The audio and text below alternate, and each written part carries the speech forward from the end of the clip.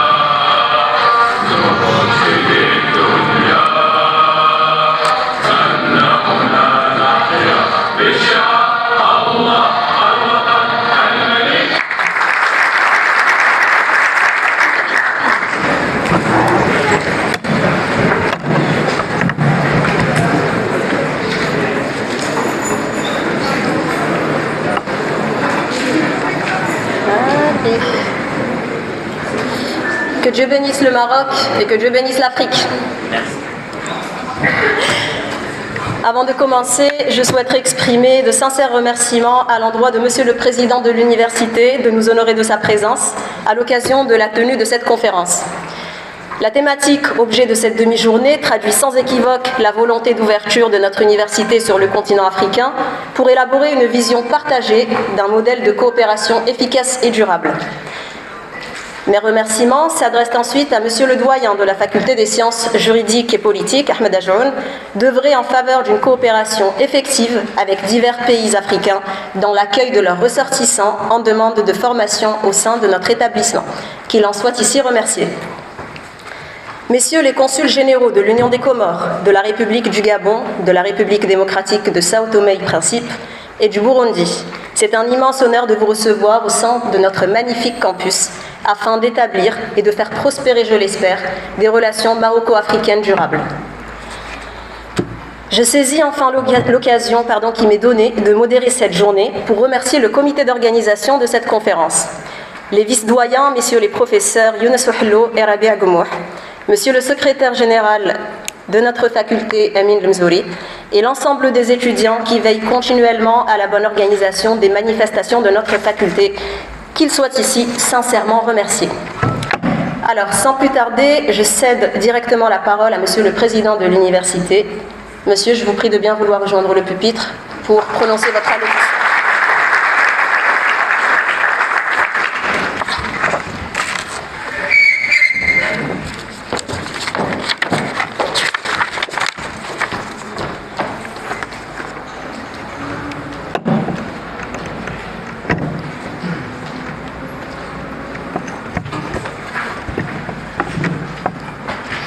بسم الله الرحمن الرحيم والصلاة والسلام على أشرف المرسلين.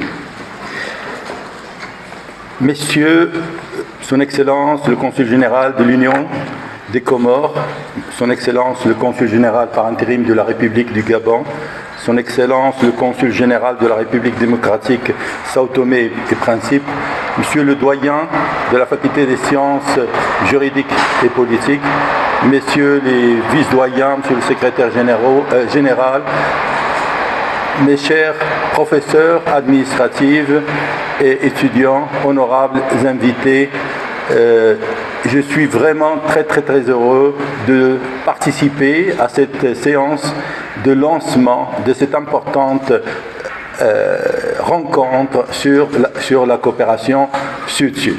Permettez-moi tout d'abord de commencer par remercier toute l'équipe de la faculté des sciences juridiques et politiques, le comité d'organisation, messieurs les vice-doyens, monsieur le secrétaire général, tous les étudiants qui sont derrière l'organisation de cette rencontre sur une thématique de grande actualité, et à leur tête, monsieur le doyen de la faculté. Félicitations, monsieur le doyen, pour cette initiative ô combien importante. Excellences, mesdames et messieurs, dans un monde polarisé et fragmenté, marqué par des crises multiformes sans précédent et menaçant la paix globale, l'humanité aujourd'hui doit trouver une meilleure voie à suivre. Ces défis bousculent le mécanisme traditionnel de coopération et requièrent des mécanismes innovants et adaptés aux besoins des populations. En tant que nation pacificatrice, le Royaume du Maroc a toujours apporté son soutien inconditionnel à la promotion de la paix et à la sécurité internationale. Convaincu de son intérêt stratégique, le Maroc a érigé la coopération Sud-Sud en tant qu'axe principal de sa politique extérieure et s'emploie par divers moyens à renforcer cette coopération au niveau régional et interrégional. L'engagement du Maroc en faveur de la coopération Sud-Sud a été exprimé au sommet de l'État. Il est traduit par les actions de Sa Majesté le Roi Mohammed VI, que Dieu l'assiste, depuis son intronisation pour plaider une solidarité agissante en faveur de notre continent, l'Afrique. Le Royaume œuvre également au renforcement de ses relations historiques avec les pays arabes frères via la consolidation, la coopération, l'échange d'expériences et de bonnes pratiques. Cette position se renforce également et davantage aujourd'hui par la présence du Maroc dans la région d'Amérique latine et des Caraïbes à travers son implication en tant que membre observateur au sein de nombreux groupements politiques et économiques régionaux. Grâce au principe d'ouverture, de modération, de tolérance et de multiculturalisme, le Royaume du Maroc est devenu un pôle international, régional et continental fort, ainsi qu'un partenaire pour la promotion des droits de l'homme, du développement durable, de l'énergie verte et de la coopération Sud-Sud.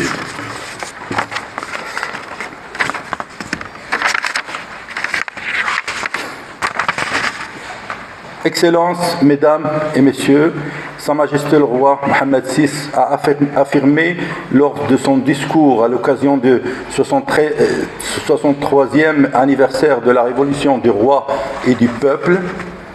Il a dit, Sa Majesté, car l'Afrique pour le Maroc, c'est bien davantage qu'une appartenance géographique et des liens historiques.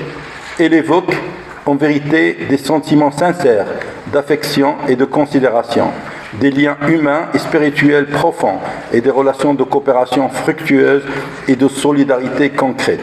Il est, somme toute, le prolongement naturel et la profondeur stratégique du Maroc. Ce lien pluridimensionnel fait que le Maroc est au cœur de l'Afrique et ménage à l'Afrique une place dans le cœur des Marocains. Et c'est pourquoi nous l'avons inscrite au centre de la politique étrangère de notre pays. Fin de citation de Sa Majesté le Roi, que Dieu l'assiste. Excellences, mesdames et messieurs, conformément à cette vision Conformément à la vision de Sa Majesté le Roi, que Dieu l'assiste, la politique africaine du Maroc a atteint aujourd'hui un seuil nouveau, un nouveau palier au niveau de sa portée géographique, de son contenu, de la nature de ses projets et de sa dimension institutionnelle. L'université nationale, et en particulier l'université Ibn Tufayl, est fière de sa contribution à la construction de ponts entre pays de l'Afrique. 1500 étudiants issus de pays africains, frères, suivent leur formation à l'université Ibn Tufayl. 44 nationalités qui constituent un campus avec une richesse immense, où on peut savourer la diversité culturelle de notre continent, mais également les grandes similitudes qui nous unissent. C'est pourquoi nous appelons aujourd'hui ensemble à une interaction importante et durable entre les universités africaines, à une coopération en vue d'un développement plus inclusif et responsable et à une collaboration sud-sud fructueuse, et ce, afin de construire un avenir meilleur pour notre chère Afrique. Avant de conclure, Excellences, Mesdames et Messieurs, je voudrais réaffirmer à nouveau notre attachement au renforcement des relations de coopération avec nos confrères africains fidèles, et cela au principe de solidarité agissante qui a toujours guidé l'action sur la scène africaine, conformément aux orientations de Sa Majesté le Roi Mohammed VI, que Dieu l'assiste. Nous avons besoin de cette coopération pour nous pencher sur des thématiques qui nous interpellent fortement aujourd'hui.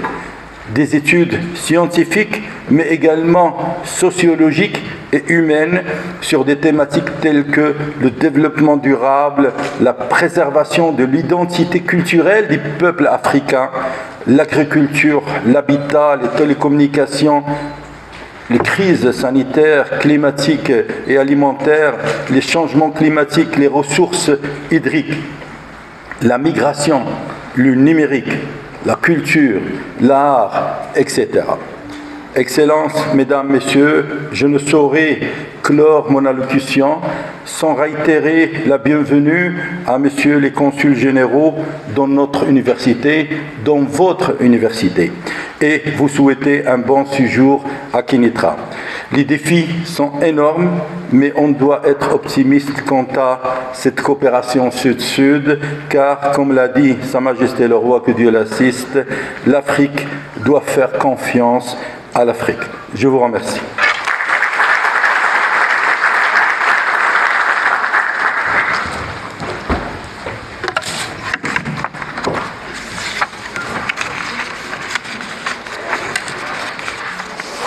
Merci Monsieur le Président, merci d'avoir rappelé, en tout cas pour qui ne le saurait pas, la place du Maroc au sein de notre continent et surtout les valeurs autour desquelles il fonde sa politique étrangère essentiellement, notamment les valeurs de tolérance, de pacification et d'ouverture. Merci encore une fois. Nous passons donc directement à l'allocution de Monsieur Ahmed Ajoun, doyen de la faculté des sciences juridiques et politiques. Monsieur le doyen.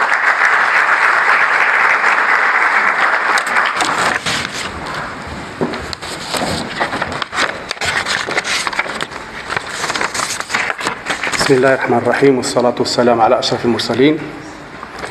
Monsieur le Président de l'Université Ibn Tufayl, Son Excellence le Consul général de l'Union des Comores, Monsieur le Consul général par intérim de la République du Gabon, Monsieur le Consul général de la République démocratique de Sao Tomé et Principe, Messieurs les chefs d'établissement, chers collègues, très chères étudiantes et étudiants, Mesdames et Messieurs, bonsoir. Tout d'abord, je tiens à vous souhaiter la plus cordiale des bienvenus au sein de la Faculté des sciences juridiques et politiques. Je suis très heureux d'être parmi vous pour le lancement de cet événement. C'est un honneur d'accueillir parmi nous, messieurs les consuls généraux. Merci pour votre présence et je vous souhaite un agréable séjour à Kénitra. Par cette occasion, je tiens à remercier notre président pour cette initiative et pour tous les efforts déployés. De même, je remercie tous les intervenants pour leur engagement, leur mobilisation et leur participation. Mes remerciements s'adressent également à tous les organisateurs de cette conférence. Honorables consuls généraux, votre présence distinguée aujourd'hui témoigne de l'intérêt particulier de la coopération Maroc-Afrique.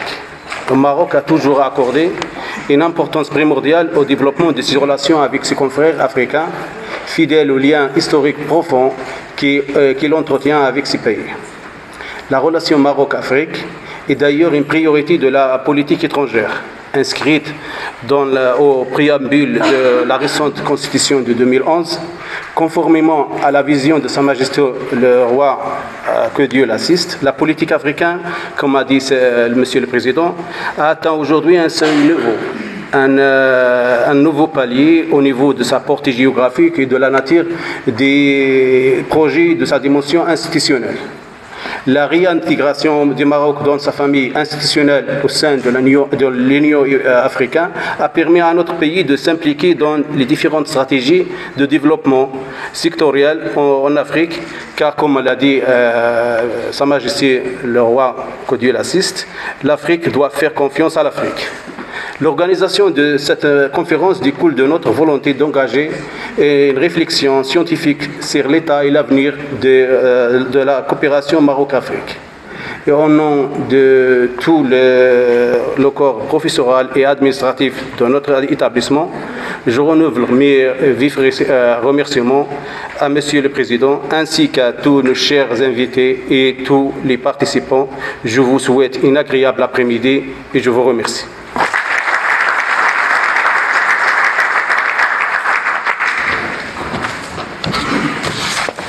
Merci Monsieur le Doyen, merci pour cette brève allocution concise et qui va droit au but. Alors je cède directement la parole à son Excellence le Consul général de l'Union des Comores qui va parler au nom de tous les autres consuls. Merci de bien vouloir nous rejoindre.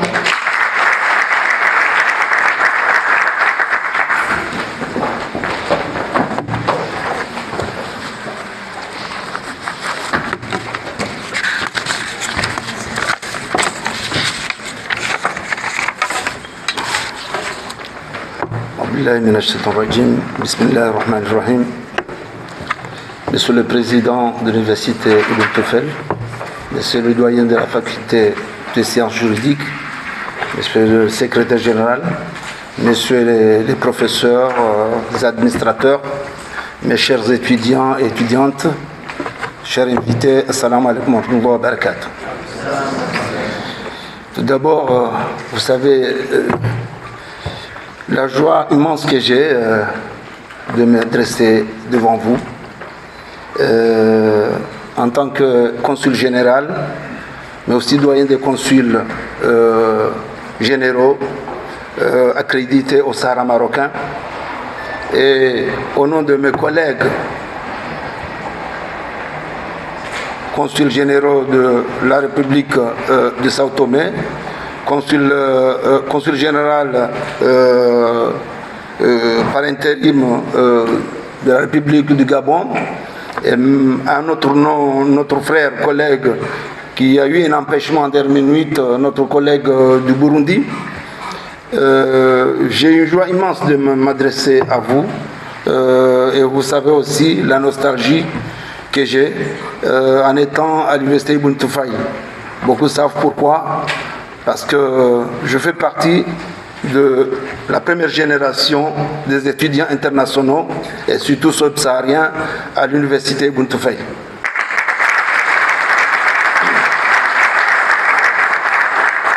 Donc je commencerai toujours par les remerciements de l'accueil que mes collègues consuls généraux et moi-même avons reçu depuis qu'on est venu à Kénitra avant-hier. sur l'accueil du président, l'accueil du personnel administratif. Et aujourd'hui, on voit l'accueil de la faculté des sciences juridiques avec son doyen, ses enseignants, ce personnel administratif et aussi les étudiants que je pense de toute l'université. Hein. Ce n'est plus uniquement la faculté des sciences juridiques, mais la majorité vient de la fac de sciences juridiques.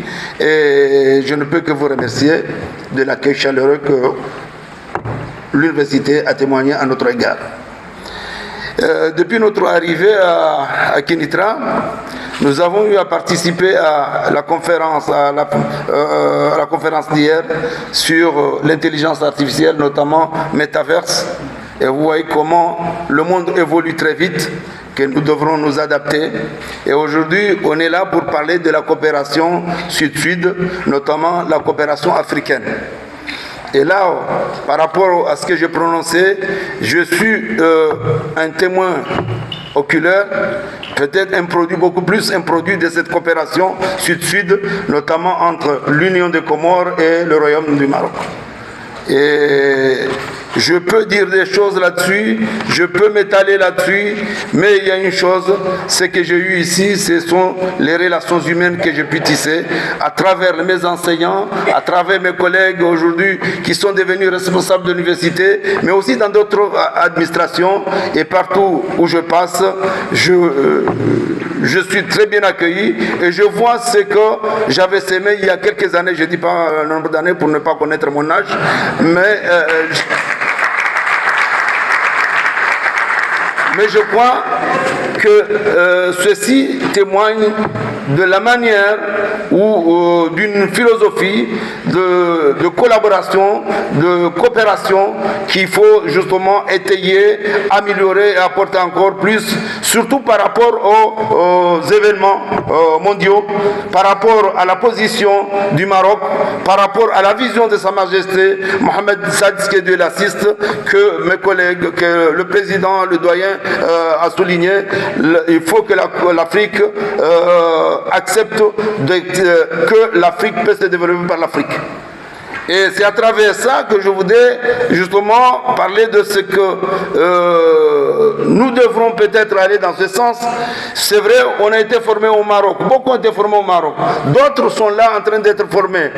Mais je crois que la formation ne suffit pas, il faut aller au-delà. Au-delà parce que les enjeux mondiaux aujourd'hui nous interpellent. Au-delà, parce que l'Afrique regorge de tout ce qu'il y a comme richesse, que ce soit les ressources minières, que ce soit les ressources hydriques, que ce soit les terres cultivables.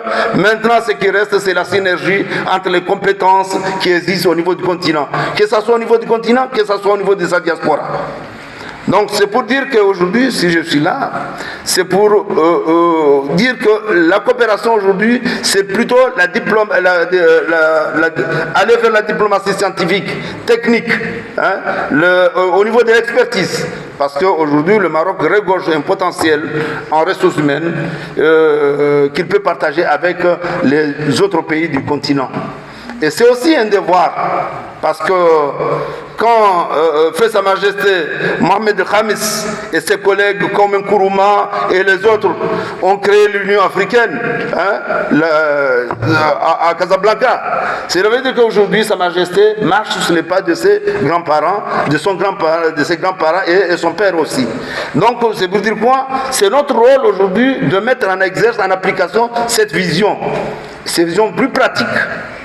Et dire qu'aujourd'hui, des universités marocaines, l'université Ibn Tufayl, doit miser beaucoup plus, non pas à la formation tout simplement, mais à monter des projets qui s'insèrent carrément dans le développement du continent, c'est-à-dire des grands projets d'innovation technologique, des grands projets au niveau de l'agriculture, de la santé, du changement climatique, parce qu'il y a une maîtrise que vous avez dans ce pays, et je crois que c'est ça qu'il faut mettre au service du continent.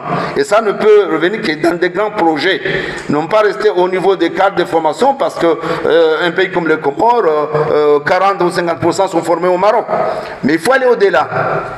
Comment avec votre expertise, l'expertise marocaine, on peut développer les relations dans le domaine plus technique, scientifique, pour le développement de notre continent. Donc vous avez un rôle à jouer. Donc aujourd'hui la diplomatie, c'est surtout la diplomatie scientifique, j'oublie pas la diplomatie culturelle ou la diplomatie sportive, parce qu'on vient de voir ce qu'a fait le Lion de l'Atlas au niveau de la Coupe du Monde. Mais aussi vous avez vu ce qu'a fait le Salakante des Comores en Coupe d'Afrique. Donc vous voyez, c'est une diplomatie qui est tout azimut. Donc on doit se connaître, parce qu'il y avait une méconnaissance au niveau du continent. Et je profite de cette occasion pour dire aux étudiants internationaux qui sont là, qui viennent de l'Asie, qui viennent de l'Afrique, il ne faut pas vous enfermer sur vos communautés. Il faut vous ouvrir. Il faut échanger avec les autres. Parce qu'il y a un problème de méconnaissance au niveau du continent, à tel point qu'il y a des fois des rejets. Parce qu'il y a un rejet de culture, des rejets de comportement. Il faut bannir ces barrières, il faut les enlever. Et les enlever, vous êtes au Maroc, essayez d'avoir des amis, des familles, comme je l'ai depuis plusieurs années, partout où je passe. Je crois que ça sera la réussite. La deuxième action qu'il faut mener, c'est essayer de développer ce mouvement de mobilité intra-pays, c'est-à-dire entre les étudiants, entre les enseignants, vers les autres pays. Parce qu'aujourd'hui, quand on parle d'Erasmus, on parle beaucoup plus de l'Europe. Mais aussi, pourquoi Ibn Tufayl ne serait pas l'initiateur des mouvements d'échange entre étudiants d'Ibn Tufayl ou du Maroc avec les autres pays, les autres universités. Parce que passer 4, 5, 6 mois dans un pays, c'est connaître aussi cette culture, c'est partager avec, c'est apporter aussi une partie de sa civilisation dans ce pays. Comme nous partons ici avec la civilisation marocaine, parce que là-bas au Comores, on nous appelle les Marocains. Donc certainement, certains Marocains, on va les appeler les Togolais ou les Comoriens. Donc je crois que c'est ça qu'il faut cultiver, parce qu'il y a une méconnaissance. Et cette méconnaissance peut engendrer des frustrations. Et je dis que aussi le fait que le Maroc est devenu une terre de migration, donc transit. Or, en général, il faut considérer que ce sont des jeunes qui migrent. Donc ça aussi, ça peut être un atout pour le continent africain, mais aussi pour les relations entre le Maroc et les autres pays. C'est la raison pour laquelle on a créé l'Observatoire de l'immigration. Donc je crois que c'est des thématiques, comme a dit Monsieur le Président, qu'il faut voir qu'est-ce qu'on peut transformer. Qu'aujourd'hui, on parle de migration vers l'Europe, mais comment on peut prendre cette faiblesse pour les transformer en force, en atout. Et c'est possible parce qu'on est des jeunes. Et ça peut passer que par la formation. Et aujourd'hui, je crois que le Maroc a un potentiel, il a une économie forte par rapport à d'autres pays, il a l'expertise. Il faut que le Maroc soit un peu offensif au niveau du continent. Il ne faut pas que ça soit timoré. Les banques, mais aussi aujourd'hui la maîtrise de l'eau, la maîtrise de l'agriculture. Tout ce qui est, on a vu ce qui s'est passé au Covid. C'est le seul pays africain, arabo-africain, qui a apporté beaucoup de l'aide au niveau de ses frères du continent. Et ces frères du continent, qu'est-ce qu'ils ont vu? Des avions marocains, des pilotes marocains, des médicaments marocains, du matériel marocain. Ça, c'est l'ingéniosité marocaine. En plus de ce qu'il a comme potentiel, comment il essaie de travailler sur sa diaspora. Beaucoup d'enseignants là étaient de l'autre côté, en Europe et en Amérique. Mais on est en train de voir un retour au Maroc. Je crois cette expérience de la diaspora. Comment vous avez pu mobiliser la diaspora? Et je pense que les autres diasporas du continent, en s'y mettant ensemble avec l'expérience marocaine, peut apporter à l'ensemble du continent. Je crois que la diplomatie scientifique, technique, économique seront le levier du développement de ce continent. Et vous avez, le Maroc a un rôle à jouer, un rôle de leader, un rôle de relais entre les pays subsahariens et l'Europe, mais aussi entre le Maroc et les pays subsahariens. Donc c'est dans cette optique que je vois qu'on est sur la bonne voie. Ces échanges devraient continuer. C'est pourquoi nous, on a fait le déplacement pour venir prendre part à ces rencontres. Et nous aurons d'autres. Nous espérons que nous allons organiser beaucoup plus des rencontres pareilles pour sensibiliser surtout les jeunes, parce qu'aujourd'hui, les jeunes qui sont là peuvent être source de développement du continent si on les explique, si on les oriente, que le bien-être de ce continent se trouve sur ce continent et non pas à l'extérieur de ce continent. Et sur ça que je vous remercie de m'avoir accueilli. Je profite aussi pour remercier tous qui m'avaient supporté quand j'étais étudiant. Je profite aussi pour remercier même la ville de Kinitra, que je connais plus par rapport, je connais pas aussi par rapport au président, je pense. Donc, et c'est sur ça que je dis que nous avons un rôle à jouer, de transmettre, d'échanger, d'ouverture, parce que c'est à travers cette ouverture qu'il y aura le développement de ce continent. Et je vous remercie.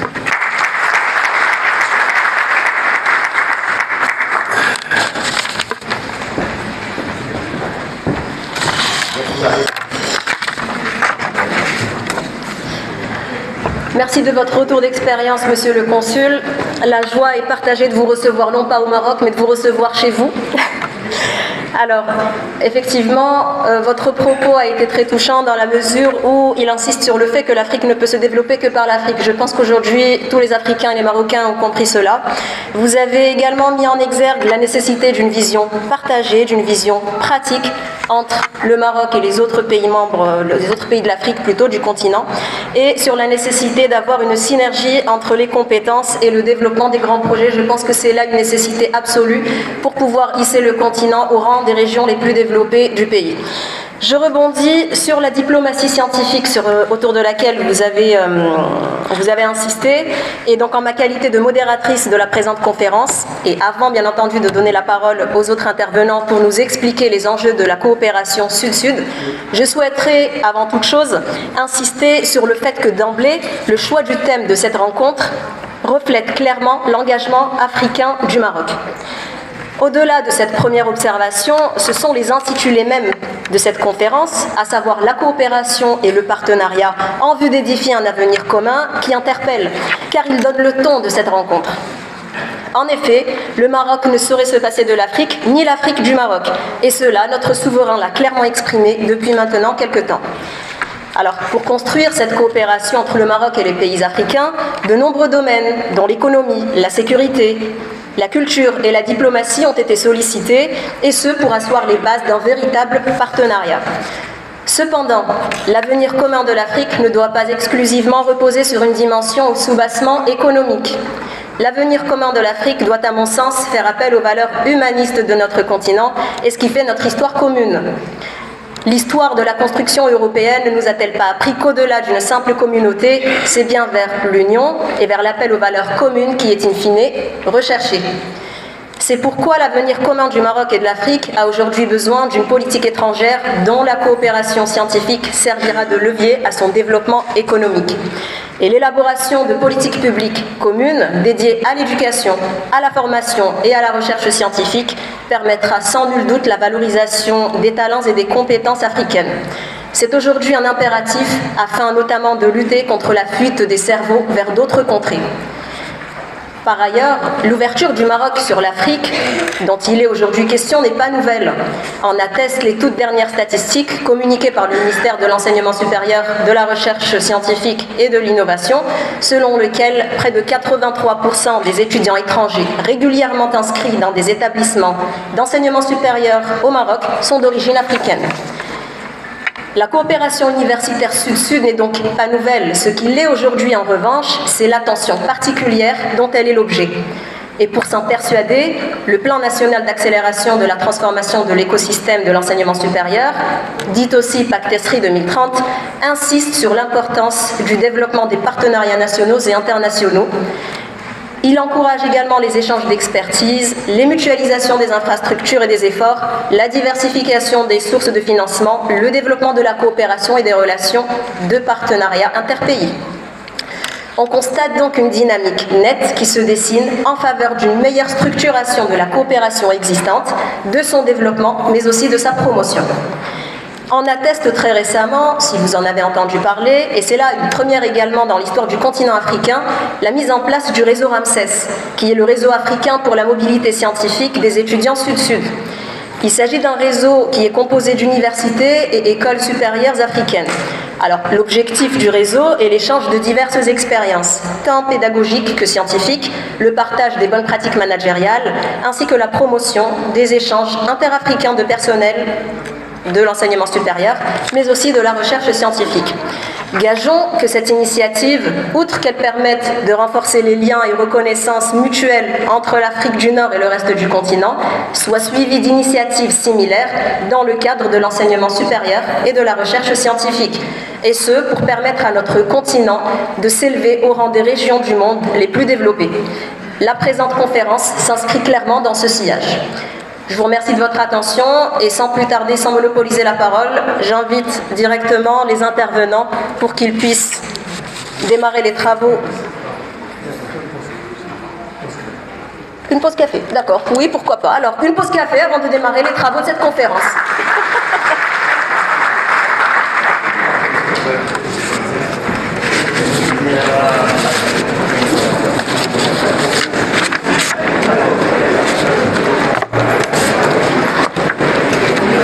J'allais la pause café.